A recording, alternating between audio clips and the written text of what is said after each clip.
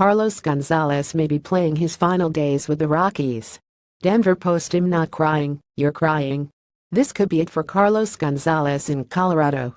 The longest-tenured player on the Rockies, and one of the best ever, is likely playing in his final homestand, starting tonight. Cargo has been with the Rockies since 2009, when the team acquired him from the Oakland. As for Matt Holliday, Nick Groke talked to Cargo and Nolan Arenado about the possibility of this being it for him in Colorado. Arenado: I love playing with Cargo.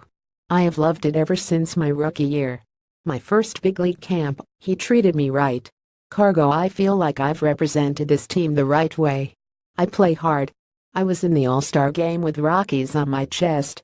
The heart wants Cargo, his big smile and those backdrops, to stay in Colorado.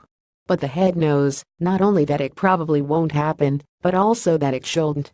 This final run will also be Cargo's Colorado swan song. I hope it's as memorable as it is long. Kisla: Bud Black has Rockies on the verge of a playoff berth. Why he's NL Manager of the Year. The Denver Post Mark Kisla makes his case for Bud Black as Manager of the Year. He argues that Black has held a team in flux together, and that should earn him votes over other candidates, such as fellow NL Westers Dave Roberts and Torey Lovullo. Manager Bud Black leaves it up to players. MLB.com: a trip down memory lane for Bud Black's late-season teams, either as a player or a manager, aren't always that positive. Black spoke with Tracy Ringolsby about 2007, maybe the most wounded year of Black's managerial career in San Diego. There is no obvious NL MVP. Fangraphs of Cameron counts about 13 possible MVP candidates in the National League, including the two players from the Rockies who have been getting a lot of attention, Nolan Arenado and Charlie Blackmon. He includes reasons why a certain player could win it, before pointing out a reason why he might not. For instance, an RBI-minded voter may vote for Arenado or Paul Goldschmidt. But if that voter opts for RE24 over RBIs, then Joey Votto would be the best option. That only works if the person doesn't care about contention though, and if that's not a worry, then Giancarlo Stanton is a pretty good option. Ultimately, Cameron thinks that this year, the NL MVP really will come down to what kind of secondary numbers a voter looks at in order to split hairs.